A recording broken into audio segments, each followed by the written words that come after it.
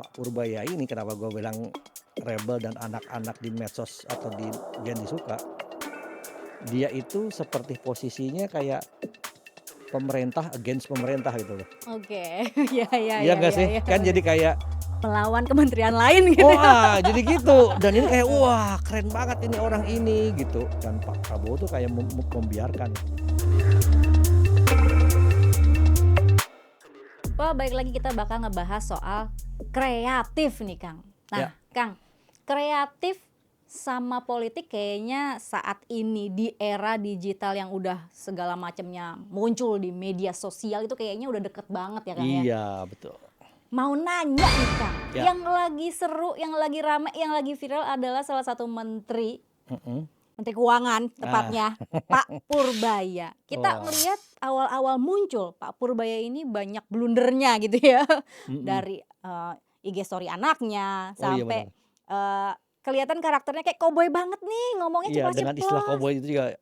Iya, Betul Kang. betul betul betul. Nah, kalau ngelihat Purbaya ini nih, Kang, sebenarnya apakah di dalam politik ini memang masih banget dibutuhkan sebuah kreativitas untuk political branding nggak sih, Kang?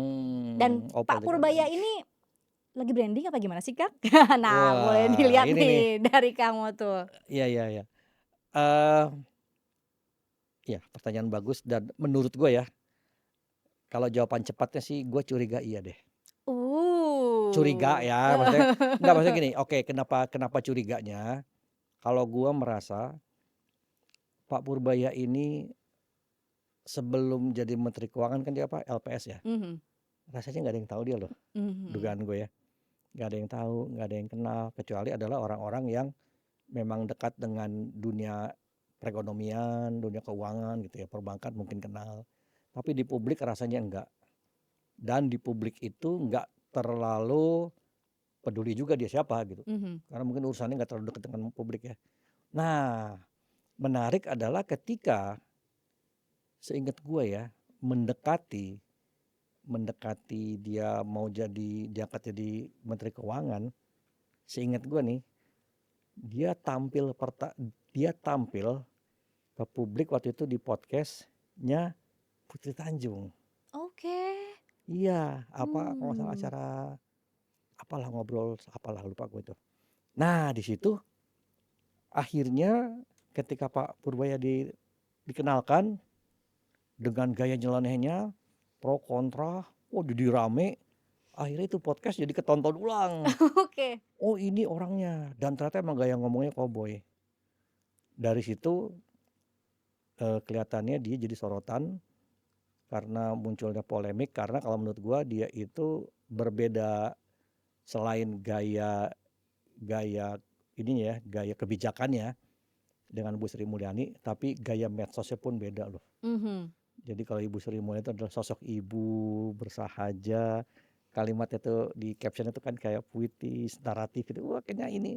Sementara ini tampilannya ya tadi yang kamu bilang koboi, satset, jadi antara bercanda dia tuh ini.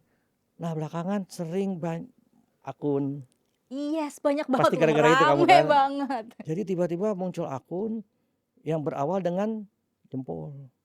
Oke. Jadi dia itu Instagramnya selalu dengan jempol, tiba-tiba rame jadi gimmick sekarang. Ketika ketemu Pak Pramono Anung, sebentar saya masih jempol. Wah. Ikonnya ya. Ini branding ini yang tadi. Iya. Jadi kelihatannya menurut saya iya. Tapi apakah ada tim atau tidak? Nah, itu saya tidak tahu ya. Biasanya kalau branding ya pakai timnya lumayan besar gitu ya, Iya, biasanya. dugaan saya sih kayaknya pakai deh. Nah, Dugaan saya. tapi menariknya Kang, kadang politikus itu atau tokoh banyak lah Kang pasti yang branding sana sini, hampir semua pejabat itu branding. Tapi kadang-kadang ada yang masuk, ada yang enggak nih. Ke generasi zaman now yang banyak disebutnya Gen Z kayaknya nggak cocok sama dia, Gen Z cocok nih sama dia. Nah kelihatannya Pak Purbaya ini brandingnya kayaknya masuk ya? banget nih. Nah kalau ngelihat kayak gini nih Kang, kenapa nih Kang? Gen Z ini seakan-akan kayak wow sekarang jadi gila ya Purbaya Iya. keren banget loh. Oh, iya. Dengan gaya rambutnya yang mulet itu Berantakan juga. iya. Nah Oh itu iya, gimana bener Kang? bener. Apa memang branding-nya Pak Purbaya ini terlihat seperti dibentuk sesuai, fit nih sama generasi yang sekarang ini rame gitu di medsos? Kalau di pemerintahan dengan saat dia tampil, itu komentar di DPR dan di kementeriannya itu ngomongnya adalah kan koboi tadi ya. Iya. Sebetulnya karakter koboi itu kalau di anak Gen Z, itu kan sebenarnya rebel-rebel ghetto Oke, sebetulnya. Jadi, mhm. karakter rebel ini kalau saya nyebutnya ini, Trias, Pak Purbaya ini adalah next-nya Ibu Susi Pujiastuti, Pujiastuti, ya ya ya ya kan? ya. Waktu Ibu Susi itu, eee nggak terlalu penting ya ke lautan, maksudnya buat publik apa sih, tapi ketika dia ngerokok, wah minjem minjem korek, itu kayak, Iya. wah ini menteri loh ini. Heeh heeh. Itu terasa rebel sekali dan Mhm. konten rebel itu medsos banget sih ya. Oke, Jadi, mhm. apalagi kalau kita lihat sebetulnya Pak Purbaya ini kenapa gue bilang rebel dan anak-anak di medsos atau di Gen Z suka, dia itu seperti posisinya kayak pemerintah against pemerintah gitu loh. Oke, ya ya Iya ya nggak ya sih? ya, Kan jadi bener. kayak dia berhadapan dengan siapa, Melawan kementerian lain gitu ya? wah jadi gitu dan ini kayak Heeh, wah keren banget ini orang heeh. ini gitu. Dan menurut gua di situ yang kita tonton, yang kita disajikan itu menurut saya adalah justru kementerian, dan Pak Prabowo tuh kayak membiarkan gitu. Jadi kayak, ya inilah demokratis dengan ya kamu tunjukkanlah kinerja kamu seperti apa. Mhm, Jadi bukan masalah sopan atau sowan atau ini, enggak, mhm, tunjukin aja kerja. mhm, Dan kalau saya lihat ya, Pak Purbaya itu nangkep sekali, apa yang menjadi tanda kutip ya, KPI-nya Pak Prabowo paling pertama, yaitu harus pro rakyat. mhm, Pak Purbaya ketika muncul, itu dia selalu ngomong, kita itu harus menjalankan yang namanya Sumitronomics. mhm, Sumitronomics itu ternyata disebutin tadi ada 3, dan salah satunya itu pro rakyat. mhm, Jadi semua kebijakan ekonomi dia itu pro rakyat. Kita nggak boleh terlalu begini, tidak terlalu besar, tidak terlalu serakah, nggak boleh. Harus pro rakyat. mhm. Pertama itu. Jadi di situ orang ngeliat kayak, wah ini menteri kok pro ke kita. Yang gelisah siapa? Perusahaan, investor. Ini kan dia terpisah nih kan, dua hal Mhm, yang berbeda itu di atas ya.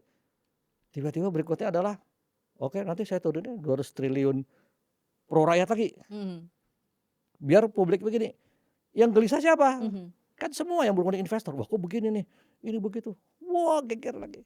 Di situ saya ngeliat kayak, wah ini bener-bener jadi, pemerintah against pemerintah, kementerian against pemerintah, tapi karena dia mengambil posisi pro rakyat, Mhm.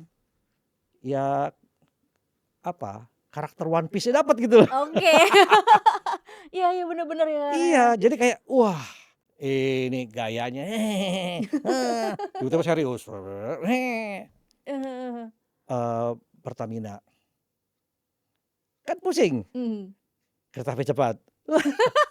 Nggak mau bayar tuh Kang Loh, utangnya. saya tidak bayar, kan sudah ada Nantara. Mhm, Yang sebetulnya itu bukan hal baru mhm, bahwa kereta api cepat, itu bukan bayar hutangnya oleh keuangan ya karena memang sudah dipindahkan ke, Danantara, kan mhm, BUMN ke Danantara mhm. semua.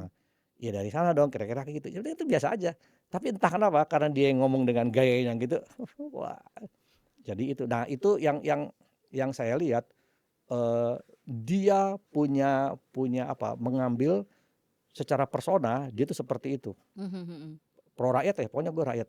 Tiba-tiba kemarin tuh ada ngomong apa ya, tentang pajak. Mhm.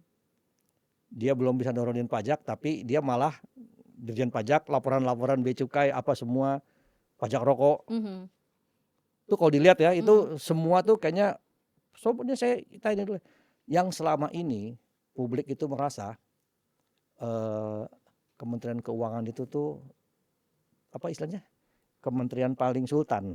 mhm. Dia itu beda di antara kementerian-kementerian lain. Lain yartnya juga, pokoknya kamu kalau Kementerian Keuangan tuh kayaknya jomplang. Oh. tidak Stratanya ibarat tidak kata proletar, oke. kira-kira gitu. Nah, masuknya Pak Purbaya, itu kayak mengubah orang Kementerian Keuangan tuh kayak jengah mau berflexing-flexing atau udah nggak bisa sultan lagi ya, kira-kira gitu. Iya iya. Nah itu yang jangan-jangan itu yang sebetulnya membuat dia kok seperti kayak shining sendiri gitu loh. Mhm mhm. Karena memang mengambil tema yang berbeda dari yang biasanya kita kenal dengan nah pertanyaannya, memang terus apa istimewa? Emang kementerian tidak bisa? Beda. Mhm. Dia megang dompetnya. Bener lagi. Bener, jadi susah gitu mau ngomong. Ibarat kata, bolehlah kementerian versus kementerian gitu ya. Mhm. Atau dia megang duit, nanti anggaran saya dicekek, pusing saya. Tapi emang bener ya, jadi kelihatannya karena dia punya hal yang berbeda, maka jadi menonjol gitu ya, Kang, Jadi ya? lebih mudah menonjolnya. Mhm. Nah Dan mhm sebetulnya kalaupun dia nggak melakukan hal-hal aneh pun secara karakter, secara dia tetap akan dilihat orang. Tapi mhm kan jadi ya akan sama lah ya lurus. Tapi kalau karena dia berbeda, mhm. jadi unik aja. Dan seketika jadi media darling, udah gitu aja. Iya iya.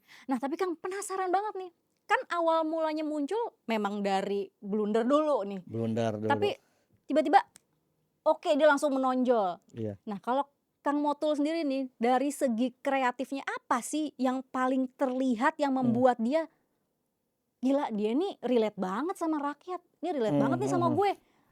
Strategi kayak gimana sih Kang yang kelihatan banget gitu?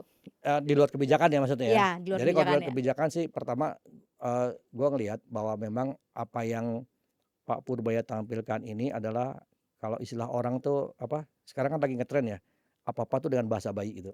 Oke. Jadi ketika semua kementerian itu selalu berkomunikasi dengan bahasa yang sangat berat, birokratis, penuh istilah-istilah yang kadang kita sendiri nggak mudeng gitu, ini Mmm, apa gitu. Dan itu pun terjadi di yang namanya Kementerian Keuangan, iya iya. dengan bahasa yang rumit, apa semua.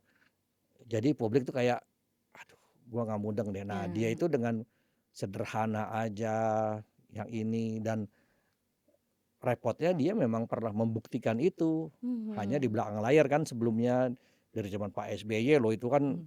gawat itu dari zaman Pak SBY sampai bisa bertumbuh 7%, pas Pak Jokowi itu di saat Covid itu kan Mhm. krisis paling mengerikan sebetulnya Iya. Covid itu. Artinya dia ini adalah seorang nakoda yang memang sudah menembus berbagai badai dan ombak gitu. Mhm Jadi kayak bukan yang airnya tenang-tenang aja, jadi ketika ombak di sana kita ambil yang kanan gitu. mhm. Dia makanya pernah nabrak gitu loh, Iya "Ayo iya iya. hadapin aja," gitu. Ajar gitu ya. Makanya tadi gue bilang gayanya Mhm gaya yang, ayo mana lagi?" Jadi kayak, mhm. waduh brutal, Selengean ya. selengean. Nah itu yang gua lihat, itu kenapa Mhm. dia bisa jadi bedanya. Oke. Nah tinggal memang, tantangan terberat dan yang paling jadi ujiannya adalah bukan kalau kita dulu ngomongnya apa kemarinnya setahun pemerintahan Prabowo Gibran. Kelihatannya Pak Purbaya nggak setahun nih. Oh ya? Dugaan saya Mmm. itu ditunggunya adalah Desember sampai Januari besok. Mhm Karena itu kan adalah langkah debut dia waktu pertama jadi Kementerian Keuangan adalah dengan 200 triliun itu. mhm. Dan 200 triliun itu ternyata kalau nggak salah ya akan diceknya itu tuh di Desember atau Januari gue lupa. Ini works atau tidak works sih sebetulnya langkah ini. Oke. Kalau ternyata dengan 200 triliun itu ternyata efektif, Mhm wah dia jackpot tuh langsung. Bahwa semua teori dan apa hitung-hitungan dia apa semua itu ternyata valid. mhm. Gitu aja sih. Iya sih, memang kelihatan kan dia sekarang shining banget apalagi dengan 200 triliunnya yang kebijakannya yang Itu bikin ternyata bank pusing itu. iya, berbanding terbalik banget kan sama zaman, Ya. ya Bu Sri Iya Mulyani iya, gitu. betul betul. Nah, Kang, tapi memang kan banyak banget sih pejabat yang melakukan personal branding, politik branding. Tapi apakah memang ya ini kasus Pak Purbaya dulu deh. Apakah dengan personal branding-nya sekarang, political branding-nya sekarang ini, apakah selaras gitu dengan kredibilitas dia nih, Kang, gitu? Oh iya.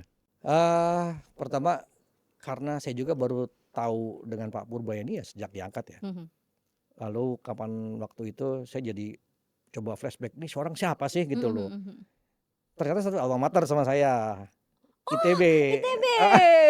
Hanya teknik elektro. Jadi Heeh. Dia teknik elektro lemah ya, jadi lebih ke apa, software yang itulah. Mhm. Nah, cuman dia pernah setelah itu dia ke ekonomi. Mhm. Nah, jadi memang unik nih, apa, mungkin cara cara berpikirnya kayak apa, teknokrat yang, mempelajari Mhm ekonomi. mhm. Nah, cuman mungkin menurut saya, menariknya dia itu adalah pondasi pondasi berpikir ekonomi dia ini agak berbeda dari yang sebelum-sebelumnya, yaitu lebih kepada si ekonomi yang pro rakyat tadi. Mhm.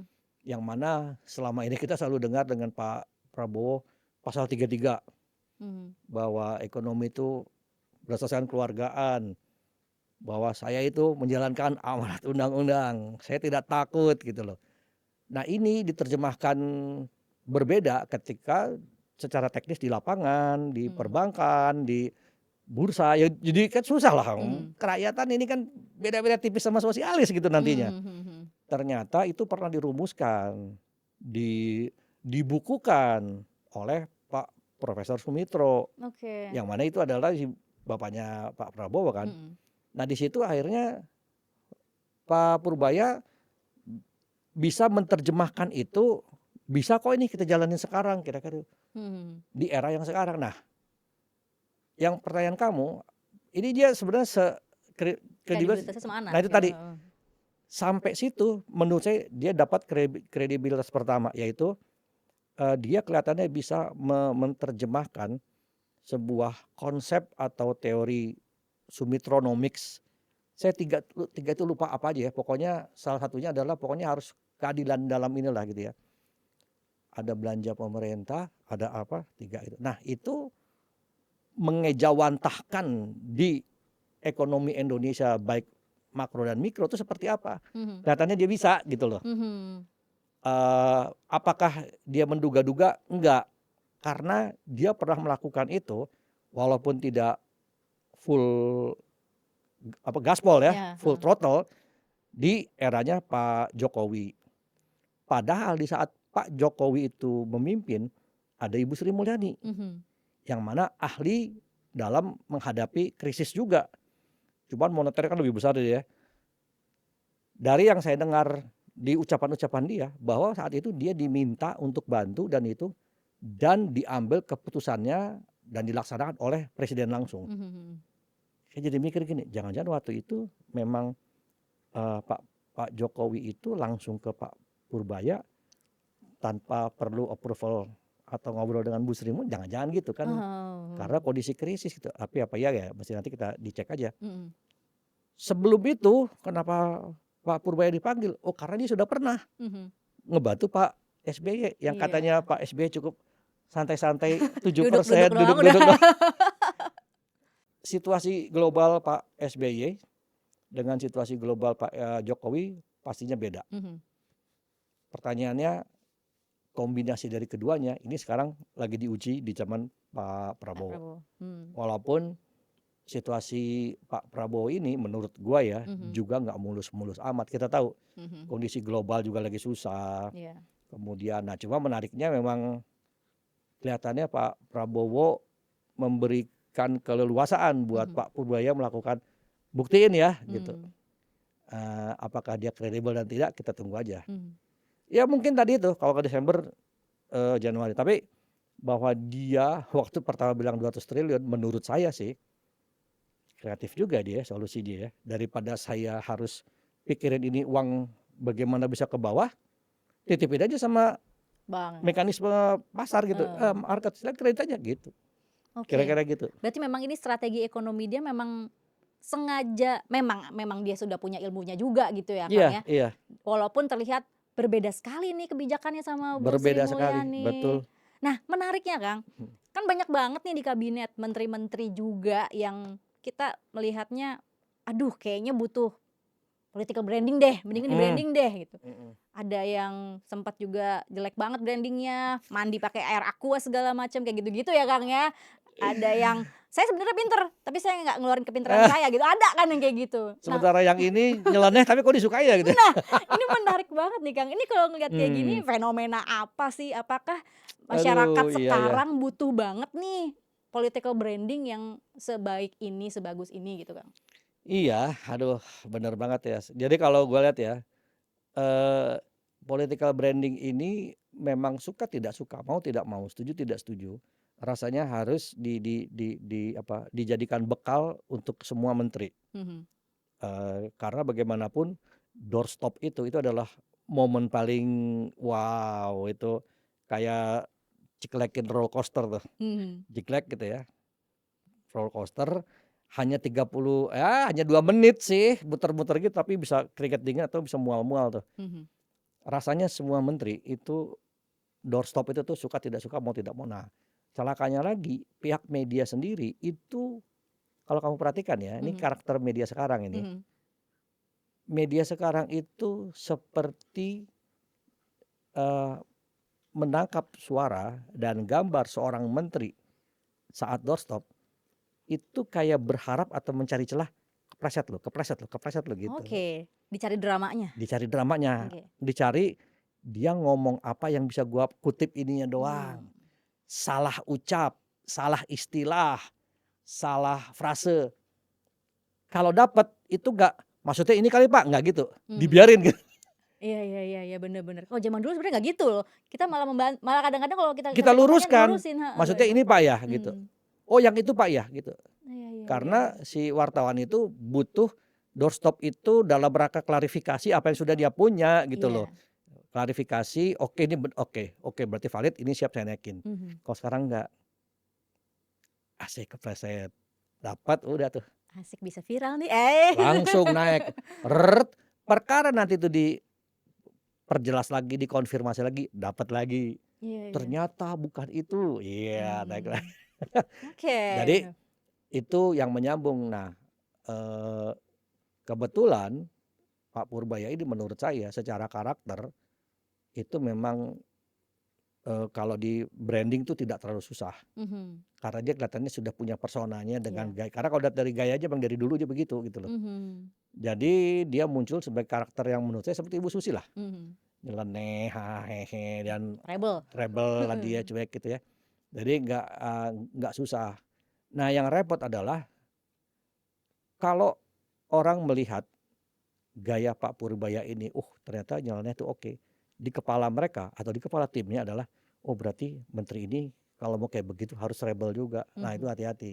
Mhm. Karena bagaimanapun persona itu harus cocok dengan aslinya kamu aja gitu. Iya iya. Tinggal begini, aslinya kamu karakternya seperti apa, tinggal dicari apa yang bisa ini digosok atau dikurangi dalam rangka untuk si, medium media sosial tadi, Mhm mhm. gitu. Nah, dengan begitu termasuk gaya ngomong. Karena kalau buat saya, ini ya pesan sponsor buat para menteri-menteri dan timnya, sadarilah bahwa kamera hari ini, mikrofon hari ini, itu sudah bukan pro kalian. Oke. Jadi kalian pasti akan dicari glitch-nya, salahnya, keplesetnya, dan itu buat konten. Bahwa nanti kalau kita mau klarifikasi konfirmasi, ya pasti dikasih. Mhm. Tapi yang penting jadi mainan dulu gitu loh. Mhm. Sadari setiap keluar mobil itu kamera udah action. Mhm. Jangan yang aneh-aneh lagi ada ini, apalagi udah tahu di presiden lagi ngomong tangan pakai begini-begini ke menteri sebelah. Itu saya tahu ya. Iya iya Kan iya. kamera lagi nyala Betul gitu loh. sekali, heeh. Sadari pokoknya jangan kata udah di dalam ruangan, mau di aduh kita berapa sering sih ngeliat ada peristiwa ini, ketangkap kamera, nggak salaman, ketangkap kamera, lagi ini, lagi nguap, lagi apa. Udahlah pokoknya ketika kita keluar dari mobil, itu kamera udah on. Oke, harus Siap aja, jaga lah ya. harus jaga, behave, Behave. ketawa mau ngakak hati-hati, elu teh bukan orang rebel. Mhm. Bayangkan kayak Ibu Widi tiba-tiba, wah, Mhm. jadi kenapa nih orang? Jadi salah. Pak Bahlil yang colek-colek mulu ya. Itu juga Ditunggu Pak hati-hati. Bahlil video selanjutnya yang menarik. Berarti artinya memang sebegitu pentingnya Iya personal penting, branding, political branding buat iya tokoh, pejabat, apalagi menteri betul, sekelas betul, menteri Kang ya. betul karena mau tidak mau ya tadi suka tidak suka, kalian itu sudah kalau dulu kan kita selalu ngomong apa, apa istilahnya, eee, figur apa, figur politik ya, Mhm. figur iya figur public Public figure figure, dan heeh. political figure. Mhm. figur itu kan dulu di media, Mhm. TV, majalah. Sekarang tuh nggak di medsos. Mhm. Itu udah bukan figur kali, apa ya, jadi kayak kita kita semua adalah meme gitu loh. Iya iya. Kita semua potensi jadi meme, jadi apa aja. Kan ada menteri dijadiin meme. Iya kan, nari-nari lah, aduh, Iya. ya gimana ya, mau di UU ITE juga kita tahu kalau itu bercanda, Mmm. ya itulah. Nah, jadi nyambung nih Kang, mau tanya nih, Heeh. kan tadi kita udah bahas Pak Bahlil dengan colek-coleknya. Nah sekarang, UU ITE. Ah, Nah kan belakangan ini, rame nih Pak Bahlil mau iya iya iya iya iya, betul. ngasusin nih. Itu gimana nih Kang ngelihatnya? Iya tidak salah karena nggak apa-apa juga, tapi Mmm. kan saya nggak tahu ya apakah nanti akan ada reaksi atau tidak. Karena gini, eee, kebebasan itu tipis dengan kebablasan, Oke. kira-kira gitu ya. Jadi, harus ada yang namanya pagar atau tali yang menjaga kamu boleh jingkrak-jingkrak, tapi kalau kamu kebablasan, kamu keprosok nih, kira-kira Mhm gitulah. mhm. Ketawa-ketawa itu yang menyenangkan, Mhm. bikin meme, bikin konten, Mhm. apalagi hari ini pakai AI ya, Mhm. gampang sekali itu mau bikin yang kayak gitu-gitu. Tapi kita tetap harus ngukur. Nah, Mhm. ini yang kita sebut dengan etika, Etika digital ya? etika digital. Mmm. Kita harus ngukur bahwa hati-hati guys, Mhm. kira-kira gitu. Jangan sampai kita kebebasan iseng, lucu-lucuan jadi kebablasan. Mhm. Masalahnya jadinya karena hukum. Nah, itu yang menurut gue ya penting-pentingnya kita ngukur lah, Mhm. ngukur apa bercanda itu. Karena bukan apa-apa, ini yang lagi kita bercandain ini nih sosok yang apa ya, alat negara yang bisa Pejabat kita negara ya, ada masalah heeh. takutnya begitu-begitu. Iya iya. Walaupun sebetulnya sih ada banyak menteri juga yang nggak mau ambil pusing, Mhm. tapi kan kita nggak pernah tahu ada menteri yang baper atau tidak, Mhm. gitu ya. Kalau dibilang baper juga sebetulnya hak dia, Mhm. bagaimanapun dia punya keluarga, punya anak, punya istri, ya Iya, gitu-gitulah. bener sih, bener. Jadi, ya wise lah dalam Mhm. bercanda juga. Tapi kalau Kang Molu sendiri ngelihat nih, pejabat-pejabat negara kita saat ini, Mmm, sudah menggunakan ini enggak sih Kang, kreativitas mereka untuk personal branding mereka, diri mereka sendiri? Sudah banyak nggak sih Kang yang melakukan itu? kalau gue lihat sih belum ya. Kenapa belum? Karena mereka terjebak, sama yang namanya materi humas gitu loh. Oke. Karena materi humas itu kan sebetulnya tidak perlu kreativitas. Mhm. Jadi kamu bikin 5W1H aja, ya. rilis rilis media kah, Mhm. statement dari menteri lah atau apa itu memang tidak tidak dirancang atau tidak terlalu dibutuhkan kreativitas. Mhm. Kalau bisa mah jangan yang aneh-aneh lah kira-kira kan gitu, iya Iya iya. dong. Tidak ada kebutuhan itu gitu loh, Mhm. bukannya tidak penting ya, tidak ada kebutuhannya Iya. buat rilis buat apa kreatif-kreatif amat gitu. Mau pakai pantun udah nggak nyambung itu Mhm buat apa gitu mhm. ya. Itu pertama. Nah yang kedua adalah, banyak tim humas dari kementerian itu yang tidak terlalu apa nyebutnya, tidak terlalu paham atau peduli dengan medsos. Mhm. Kalau mereka paham, baru sebetulnya mereka sadar bahwa untuk menghadapi medsos, untuk membuat storytelling itu butuh kreativitas, Mhm. kira-kira gitu. Nah, itu yang bedain sebetulnya. Kalau misalkan dulu kita kenal Pak siapa, PUPR tuh Pak Basuki, Kak Basuki. itu kreatif banget Mhm, dengan handphone jadulnya. dengan apa ya, Mhm. jadi dengan gayanya, Mhm. kadang pakai topi ke belakang, kadang main drum, itu kan konten bukan humas sebetulnya, Iya iya iya iya. tapi itu konten medsos. Dan medsos itu memang harus stealing the spotlight. Iya. Kenapa? Ya terlalu banyak orang lagi pada cari perhatian, harus yang beda gitu. Mhm. Di situ pentingnya apa, strategi kreatif tadi gitu. Mhm. Dan Kementerian PUPR ketolong karena secara sosok Pak Basuki ini emang tadi itu ya, personanya sudah wah Sudah ini mah unik juga. unik dan wah jadi konten banget nih. Mhm. Nah sekarang Pak Purba ya itu mirip seperti itu. Mhm. Tinggal tim Kemenkeu ini bisa atau tidak memanfaatkan ini gitu Mhm. aja. Bahwa secara materi humas, ya sudah timnya udah ada substansi semua. Nah tinggal yang narasinya bentuknya cerita ya tinggal dipikirin tuh. Mhm. Kalau inget Bu Sri Mulyani dengan timnya sih rasanya lumayan satset-satset juga. Mhm. Hanya memang itu kan serius gitu ya. Iya iya. Nah tinggal ya bercanda dikit lah. Ini menarik banget. Iya, Wah, tapi kayaknya kalau kita bahas lebih panjang lagi, lebih lama lagi nih, Kang. bisa lebih lama lagi, betul betul betul. Nah, closing statement-nya deh, Kang, dari kita ngobrolin Pak Purbaya, Political personal branding branding ya. dan juga kreatif ini. Kalau saya mikir begini, jadi buat para menteri dan wamen ya, Mhm, bahwa sadarilah bahwa kamera media saat ini tuh sudah bukan tentang artikel pemberitaan, mhm, tapi jadi konten cerita. mhm, Bukan artikel berita, tapi konten cerita. mhm, Eh, Hati-hati dengan kita mau bercanda, maksudnya bercanda atau menganalogikan di depan wartawan, itu bisa dipotong jadinya masalah. mhm, Loh, maksud saya itu analogi loh. Itu hati-hatilah. Jadi saran saya main aman aja. mhm, Jadi main aman, jangan terlalu apa istilahnya berani mengambil resiko seperti itu. Nah, buat Pak Purbaya juga kalau saya boleh menilai dan pesan adalah hati-hati. Karena menjaga konsistensi yang seperti ini itu memang berat. Artinya gini, lu mau gaya gini terus ya lu hati-hati nih gitu. mhm, Karena ini tuh saya yakin sekali ada banyak pihak yang tidak suka Pak Prabowo, tidak suka Pak Jokowi, tidak suka pemerintahan, tidak suka. Ini nih lagi menunggu keplesetnya. mhm, Kira-kira gitulah. mhm. Selain menunggu dia sedikit-sedikit lempar kulit-kulit pisang, ya Kepleset nggak ya? kali-kali kena gitu. Mhm, Jadi itu. Nah, eh, pesan yang lain lagi buat publik dengan Pak Purbaya ini. Pak Purbaya ini dia suka main-main, tapi jangan main-main sama dia. weis. Kira-kira gitu. Jadi ini urusannya duit soalnya. Dan dia megang kendali sekali. Wow, oke, terima kasih banyak Kang Terima kasih Motrul, juga. seru banget, asik banget. Nah, kita nanti bakal bahas apa lagi ya? Ya, yang berkaitan dengan politik dan kreativitas dan branding ya. Oke, bye. See you next video.